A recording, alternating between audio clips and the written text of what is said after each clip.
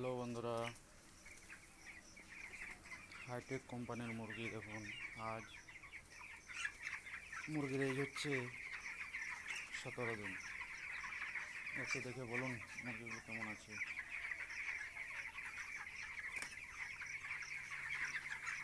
মুরগির সমস্যা নেই তো এরকম পায়খানা হয়?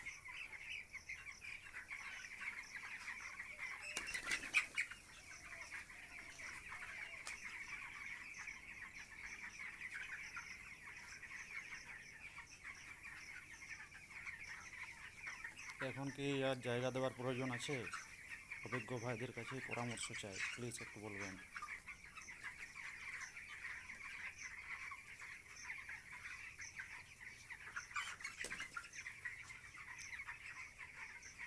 বডি ওয়েট 600 গ্রাম আছে।